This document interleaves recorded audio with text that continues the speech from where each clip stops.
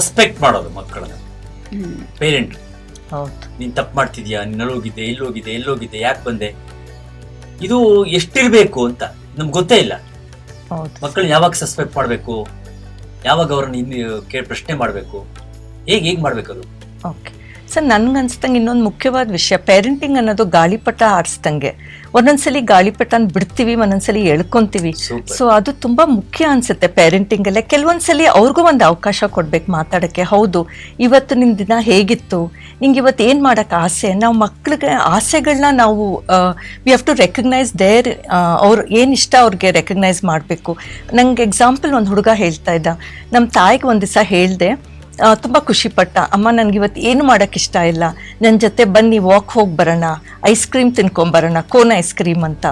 ಅದೇ ದಿನ ಅವ್ರ ತಾಯಿ ಅರ್ಥ ಮಾಡ್ಕೊಂಡು ಕರ್ಕೊಂಡು ಹೋಗಿ ಬಂದರು. ಆ ದಿನ ಆ ಹುಡುಗ ಹೇಳ್ತಾ ಇದ್ದ, ಮೇಡಮ್ ಇದು ನಂದು best day in my life, ನನಗೆ ತುಂಬ ಸಂತೋಷ ಆಯಿತು. ಏನು ಮಾಡಿಲ್ಲ, ಜಸ್ಟ್ ಒಂದು ವಾಕ್. ಅಲ್ಲಿ ಒಂದು ಚಿಕ್ಕ ಪಾಂಡ್ ಇತ್ತು ಅನ್ಸುತ್ತೆ ಅವ್ರ ಮನೆ ಹತ್ರ, ಅವ್ರ ಲೊಕ್ಯಾಲಿಟಿಲೇ.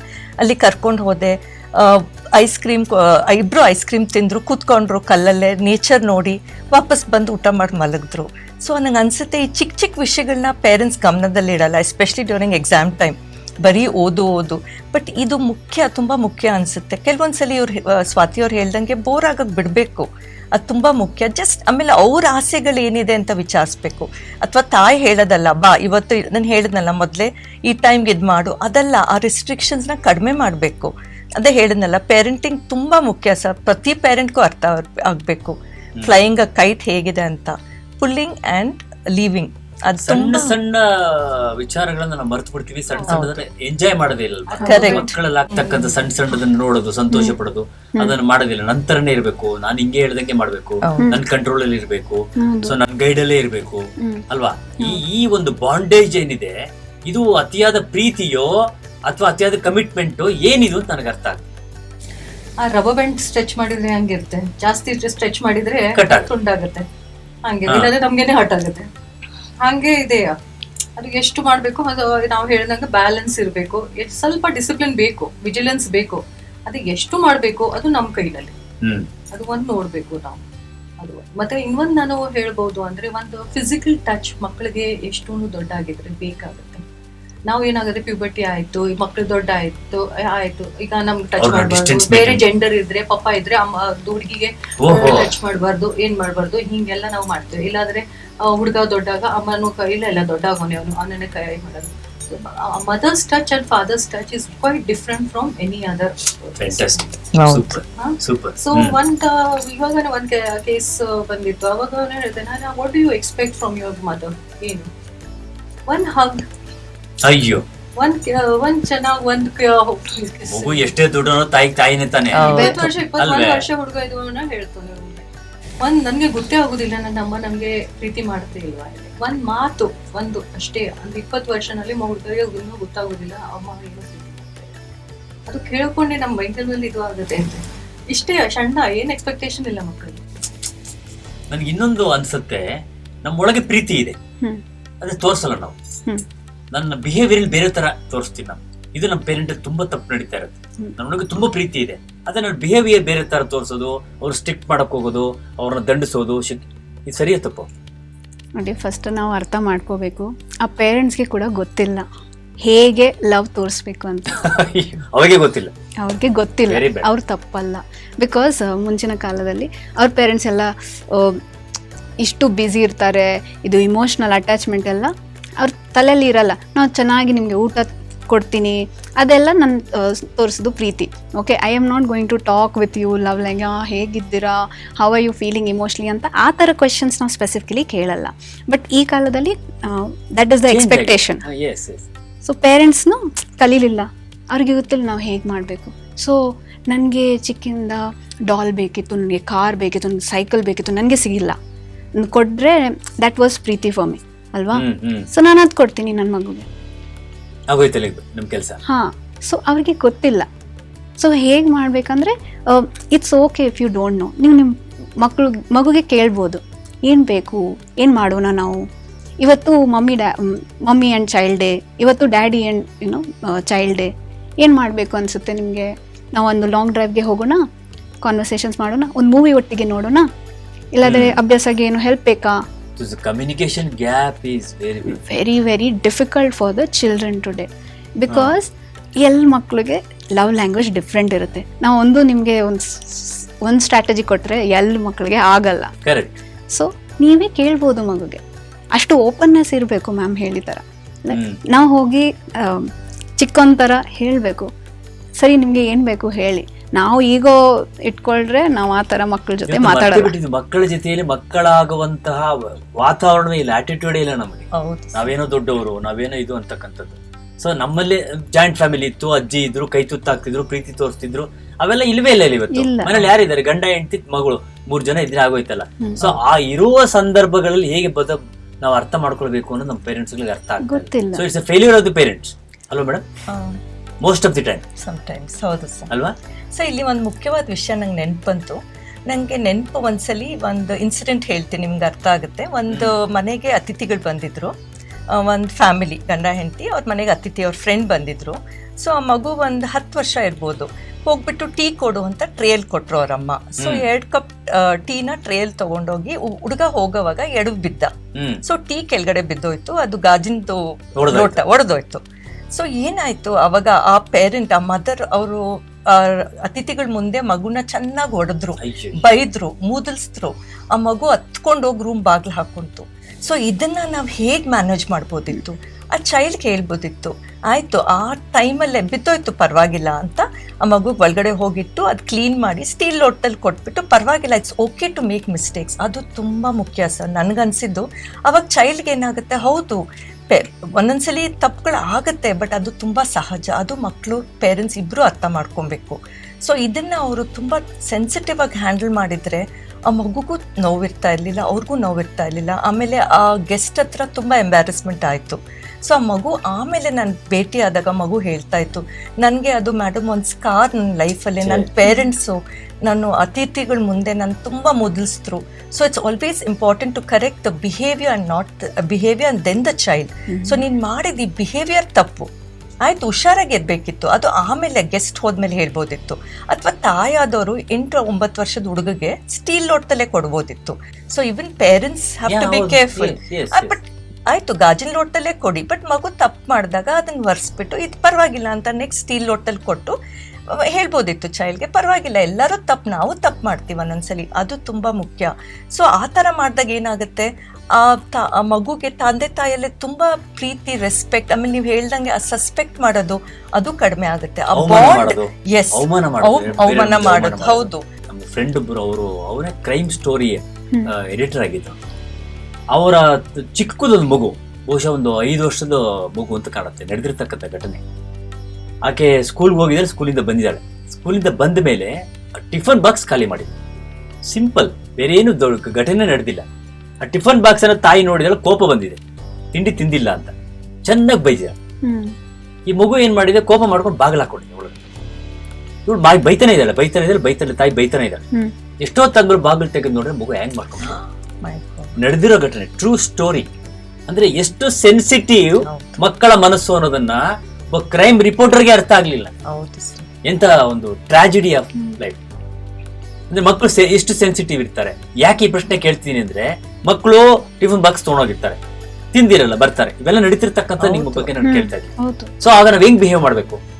ನಮ್ಗೆ ಹಿಂಗೆಲ್ಲ ಕೇಸಸ್ ಇವಾಗ ಜಾಸ್ತಿ ಬಂದ್ಬಿಟ್ಟಿದೆ, ಎಲ್ಲ ತುಂಬಾ ಬರ್ತಾ ಇದೆ. ಕಾಲೇಜ್ ರಾತ್ರಿ ಟೈಮ್ಲಿ ನಮ್ದು ಅಂದ್ರೆ ಬೇರೆಯವ್ರದ್ದು ಎಲ್ಲರದ್ದು ಒಂದು ಇರುತ್ತೆ.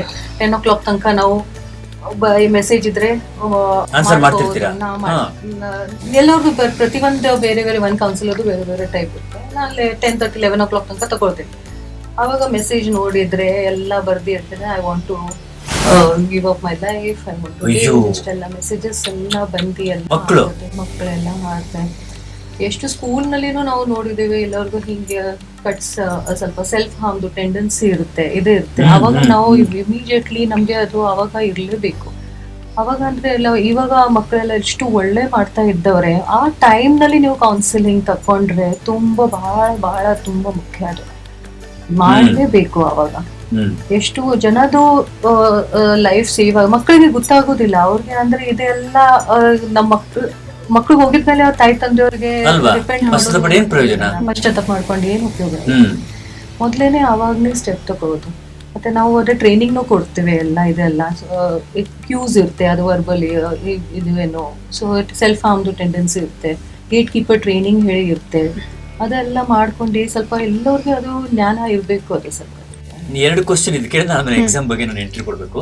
ಈಗ ನಮ್ಮಲ್ಲಿ ಏನಾಗಿದೆ ಅಂದ್ರೆ ಮಕ್ಕಳು ಹಠ ಮಾಡ್ತಾರೆ ಅಂತಕ್ಕಂಥದ್ದು common complaint of the parents. ಯಾಕೆ ಮಕ್ಕಳು ಹಠ ಮಾಡ್ತಾರೆ? ಇದೇ ಕ್ವಶನ್ ನಾನು ಫಸ್ಟ್ ಪೇರೆಂಟ್ಸ್ಗೆ ಕೇಳ್ತೀನಿ, ಯಾಕೆ ಮಾಡ್ತಾ ಇದ್ದಾರೆ ಗೊತ್ತಿಲ್ಲ. ನೀವು ಮನೆಯಲ್ಲಿ ನೀವು ಹೇಗೆ ಬಿಹೇವ್ ಮಾಡ್ತೀರಾ? ಗಂಡ ಹೆಂಡತಿ ಏನು ಕೋಪ ವಿಷಯ ಆದ್ರೆ ಹೇಗೆ ಹ್ಯಾಂಡಲ್ ಮಾಡ್ತೀರಾ? ಜೋರಾಗಿ ಬೈತೀರಾ ಅಥವಾ ಸರಿ ನಂದು ಈ ತಪ್ಪು ನಿಮ್ದು ಈ ತಪ್ಪು, ಹೇಗೆ ನಾವು next time solution problem solving ಹೇಗೆ ಮಾಡೋಣ ಅಂತ ಆ ಥರ ಮಾತಾಡ್ತೀರಾ ಅಥವಾ ಜಗಳ ಆಡ್ತೀರಾ? ಆ ಮಗು ಅಲ್ಲಿ ಕೋನದಲ್ಲಿ ಏನೋ ಫೋನಲ್ಲಿ ಓದ್ತಾ ಇದ್ದಾರೆ, ಬಟ್ ಎಲ್ಲ ಕಿವಿ ಕೇಳಿಸ್ತಾ ಇದ್ದಾರೆ, ಆಯ್ತಾ? ಈಗ ಬೆಸ್ಟ್ ಸೊಲ್ಯೂಷನ್ ಏನು? ನನಗೆ ಫೋನ್ ಬೇಕು, ನನಗೆ ಏನೋ ಮಟೀರಿಯಲ್ ಏನು ಸೈಕಲ್ ಬೈಕ್ಸ್ ಬೇಕು. ಓಕೆ, ಹೇಗೆ ಮಾಡೋದು? ಜೋರಾಗಿ ಕಿಚ್ಕೋಬೇಕು. ಪೇರೆಂಟ್ಗೆ ಹ್ಯೂಮಿಲೇಷನ್ ಆಗುತ್ತೆ ಆಚೆ ಯಾರು ಅತಿಥಿ ಬಂದಿದ್ರೆ. ಸೊ ಅದು ಸೊಲ್ಯೂಷನ್ ವರ್ಕ್ ಆಗುತ್ತೆ. So what ever is the best solution ನಾನು ಅದೇ ಮಾಡ್ತೀನಿ. ಅದೇ ನೋಡಿದ್ದಾರಲ್ವಾ ಮನೆಯಲ್ಲಿ, this is the best solution, that's why I will perform. So this is one thing. Parent ಮನೆಯಲ್ಲೇ ಒಬ್ಸರ್ವ್ ಮಾಡಿ ಮಗು ಎಲ್ಲ ಕೆಲವು ಸತಿ ಬಿಹೇವಿಯರ್ ಜಾಸ್ತಿ ಮಾಡ್ತಾರೆ. ಕೆಲವೊಂದು ಸಲ ಸರ್ಕಲಲ್ಲಿ ಎಲ್ಲಿ ಆಡ್ತಾ ಇದ್ದಾರೆ, ದೊಡ್ಡ ಮಗು ಜೊತೆ ಆಡೋದು, elder boys are playing with the child, right? ಅಲ್ಲಿಂದ ಕೆಲವೊಂದು ವಿಷಯ ಕಲ್ಕೊಂಡು ಬರ್ತಾರೆ. So we have to understand ಆ ಚೈಲ್ಡ್ ಯಾವ ಎನ್ವೈರನ್ಮೆಂಟಲ್ಲಿ ಇದ್ದಾರೆ ಒಂದು. ಎರಡನೇ ವಿಷಯ, ಏನು ರೀಸೆಂಟಾಗಿ ಏನು ಟ್ರಾಮಾ ಆಗಿದೆಯಾ, ಏನು ಇವೆಂಟ್ ಆಗಿದೆಯಾ, ಅಬ್ಯೂಸ್ ಏನು ಆಗಿದೆಯಾ, ಅದಕ್ಕೆ ಜಾಸ್ತಿ ಕೋಪ ಮಾಡ್ತಾ ಇದ್ದಾರೆ, ಯಾರ ಜೊತೆ ಮಾತಾಡಲ್ಲ, ಸ್ವಲ್ಪ ಟಚ್ ಮಾಡಿದ್ರೆ ಏನು ಕೆಲಸ ಹೇಳಿದ್ರೆ ಬೇಗ ಕೋಪ ಬರುತ್ತೆ. ಸೊ ಕೆಲವೊಂದು ರೀತಿ ನಾವು ಪ್ರಶ್ನೆ ಮಾಡಬೇಕು ಪೇರೆಂಟ್ಸ್ ಜೊತೆ, ಏನಾಗ್ತಾ ಇದೆ ಆ ಕೇಸ್ ಹಿಸ್ಟ್ರಿ ಗೊತ್ತಾದ್ಮೇಲೆ ನಾವು ಮತ್ತೆ ಸೊಲ್ಯೂಷನ್ ಕೊಡೋದು. ಬಟ್ ಸೊಲ್ಯೂಷನ್ ಬಗ್ಗೆ ಇದೆ, ಕನೆಕ್ಷನ್ ಇರಬೇಕು, ಕಮ್ಯುನಿಕೇಶನ್ ಆಗಬೇಕು, ಮಗುಗೆ ಸೇಫ್ ಸ್ಪೇಸ್ ಕೊಡಬೇಕು. ಬನ್ನಿ ನನಗೆ ಹೇಳಿ ಏನಾಯ್ತು ಅಂತ ನಾನು ಕೇಳ್ತೀನಿ, ಬಟ್ ನಾನೇ ಕೋಪದಲ್ಲಿ ಏನಾಯ್ತು ಯಾಕೆ ಮಾತಾಡ್ತಲ್ಲ ಹಂಗೆ ಹೇಳಿದ್ರೆ ಆ ಮಗು ಬಿಡಿ ನೀವು ಬ್ಯುಸಿ ಇದ್ದೀರಾ, ನಿಮ್ಮ ಮೂಡ್ ಸರಿ ಇಲ್ಲ, ನಾನು ಹೇಳಲ್ಲ, ಮತ್ತೆ ಅವ್ರು ಹೋಗಿರ್ತಾರೆ. That is a window for you to talk to the child. ನಾವು ಅದು ಮಿಸ್ ಮಾಡ್ತೀವಿ. Action and reaction and very much important thing I want to say, ma'am ಹೇಳಿದ್ದಾರೆ ಇದು ಸ್ಯೂಸೈಡ್ ಬಗ್ಗೆ, ಕ್ರೈಸಿಸ್ ಲೈನ್, ಹೆಲ್ಪ್ ಲೈನ್ ಎಲ್ಲ ಇದೆ. NIMHANS also has a help line, TeleMANAS help line ಅಂತ. ಕೆಲವೊಂದ್ಸಲ ಕೌನ್ಸಿಲರ್ಸ್ 10:30 ತನಕ ಇರ್ತಾರೆ, ಕೆಲವೊಂದ್ಸಲ ಇರಲ್ಲ. So there is a 24/7 help line organised by NIMHANS. So ಅದು ನಂಬರ್ 14416 14416. ಅಲ್ಲಿ ಟ್ರೈನ್ಡ್ ಕೌನ್ಸಿಲರ್ಸ್ ಇರ್ತಾರೆ. This service is also very free. ಮಕ್ಕಳು ಆಗಲಿ ಅಡಲ್ಟ್ಸ್ ಆಗಲಿ ಯಾವಾಗಲೂ ಸ್ಯೂಸೈಡಲ್ ಥಾಟ್ಸು, ಇಮೋಷನಲ್ ಡಿಸ್ಟ್ರೆಸ್ ಏನು ಬಂದರೆ ಅವರಲ್ಲಿ ಕಾಲ್ ಮಾಡಬಹುದು. ಇದು ಎಲ್ರಿಗೆ ಓಪನ್ ಇದೆ. ಇದು ಇನ್ಫಾರ್ಮೇಶನ್ ಗೊತ್ತಿಲ್ಲ, ಮಾಡ್ತಾರೆ ಕಾಲಲ್ಲಿ ನನಗೇನೋ ಫೀಲ್ ಆಗ್ತಿದೆ, ನಾನೇನೋ ಸಡನ್ ಆಗಿ ಅವರಿಗೆ ಇಮಿಡಿಯೇಟ್ ಆಗಿ ಕಾಲ್ ಮಾಡ್ಬೋದು. ಇದು ಯಾವ ಒಂದು ಅಬ್ರಾಡ್ ಸಿಟಿಯಲ್ಲಿ 14416 ಅಂತ ಅಷ್ಟೇ. ಸೊ ಅಬ್ರಾಡ್ ಅಲ್ಲಿ ಕೂಡ ಅದು ಒಂದು ರಿಸರ್ಚ್ ಇದೆ, ಎಲ್ಲಿ there is a bridge where people climb and ಅಲ್ಲಿ ಸ್ಯೂಸೈಡ್ ಮಾಡ್ಕೊಳ್ತಾರೆ. ಅಲ್ಲಿ ಸ್ಯೂಸೈಡ್ ರೇಟ್ಸ್ ತುಂಬ ಜಾಸ್ತಿ ಇತ್ತು. ಸೊ ಅವ್ರು ಏನು ಮಾಡಿದ್ರು ಅಂದರೆ ಒಂದು ಟೆಲಿಫೋನ್ ಬಾಕ್ಸ್ ಹಾಕಿದ್ದಾರೆ. ಸೊ ನಾವು ಜಂಪ್ ಮಾಡಿ ಮುಂಚೆ ಒಂದು ಕಾಲ್ ಮಾಡ್ತೀನಿ ಅಂತ ಅನ್ಸುತ್ತೆ ಯಾರು ಹೋದ್ಮೇಲೆ. ಆ ಒಂದು ಫೋನ್ ಕಾಲ್ ಮಾಡಿದ್ಮೇಲೆ ಸ್ಯೂಸೈಡ್ ರೇಟ್ ಕಮ್ಮಿ ಆಗಿದೆ ಅಲ್ಲಿ ಫೋನ್ ಹಾಕ್ಮೇಲೆ. Because they call someone, ಬಿಡಿ ಒಂದು ಸಲ ಫೋನ್ ಮಾಡ್ತೀನಿ, ಬಟ್ ಆ ಒಂದು ಫೋನ್ ಕಾಲ್ ಯಾರು ಎತ್ತಿಲ್ಲ ಅಂದರೆ ಟೈಮ್ ಲ್ಯಾಪ್ಸ್ ಅಲ್ಲಿ image changes. Yes, very important. ಅದು ಟೈಮ್ ವಿಂಡೋ ಎಲ್ಲ ಇದೆಲ್ಲ, ಅವಾಗ ನಾನು ಹೆಲ್ಪ್ ಮಾಡಬೇಕು ಎಲ್ರಿಗೆ, ಮಗು ಆಗಲಿ ದೊಡ್ಡವರು ಆಗಲಿ. Very good madam. ಈಗ ಸೋಷಿಯಲ್ ಮೀಡಿಯಾ ಇದ್ರ ಬಗ್ಗೆ ನಾನು ಕೇಳಲೇಬೇಕು. ಸ್ಕ್ರೀನ್ ಟೈಮ್ ಅನ್ನೋದು ಪೇರೆಂಟ್ಗೆ ಎಲ್ಲರಿಗೂ ಈಗ ಅದೊಂದು ದೊಡ್ಡ ಟೆನ್ಷನ್ ಆಗ್ಬಿಟ್ಟಿದೆ. ಈಗ ಎಷ್ಟು ನಿಮಿಷ ನೋಡಬೇಕು ಮಕ್ಕಳು, ಊಟ ಮಾಡ್ಬೇಕಾದ್ರೆ ಕೊಡ್ಲೇಬೇಕು. ಈಗ ಪುಟ್ಟ ಮಕ್ಕಳು ಕೂಡ ಅವ್ರಿಗೆ ನಮಗೆ ಮೊಬೈಲ್ ಇಲ್ಲದ್ರೆ ಊಟನೇ ಮಾಡೋದು. ಎಷ್ಟು ಟೈಮ್ ಕೊಡಬೇಕು ಸ್ಕ್ರೀನ್ ಟೈಮ್? ಸೊ ನನ್ನ ಪ್ರಕಾರ ದಿನಕ್ಕೆ ಬಹುಶಃ ಒಂದು 15 ನಿಮಿಷದಿಂದ ಅರ್ಧ ಗಂಟೆ ಸಾಕು. ಆಮೇಲೆ ಅವ್ರಿಗೆ ಏನು ಇಂಟ್ರೆಸ್ಟ್ ಇದೆ, ಇವಾಗ ಕೆಲವೊಂದು ಮಕ್ಕಳು ನೋಡಿದ್ದೀನಿ ಯೂಟ್ಯೂಬ್ ವಿಡಿಯೋ, ಅವ್ರಿಗೆ ನೀವು ಹೇಳ್ದಂಗೆ ಆರ್ಟ್ ಇಷ್ಟ ಇರುತ್ತೆ ಅದ್ರ ಬಗ್ಗೆ, ಕೆಲವೊಬ್ಬರಿಗೆ ಡಾನ್ಸ್ ಬಗ್ಗೆ, ಕೆಲವೊಬ್ಬರಿಗೆ ಕಾಮಿಡಿ ಶೋ ನೋಡೋಕೆ ಇಷ್ಟ. ಸೊ ಬಹುಶಃ ಅವ್ರ ಆಸೆಗಳೇನಿದೆ ಅದನ್ನು ನಾವು ಗೌರವಿಸಿ ಅದನ್ನು ಕೊಟ್ಟರೆ ಅವ್ರಿಗೆ ಮಕ್ಳಿಗೆ ಸ್ಯಾಟಿಸ್ಫ್ಯಾಕ್ಷನ್ ಆಗುತ್ತೆ. ಅದು ಯಾವಾಗ ಮಕ್ಳ ಹತ್ರ ಅದೇ ಮೊದಲೇ ಕೂತ್ಕೊಂಡು ಮಾತಾಡಬೇಕು.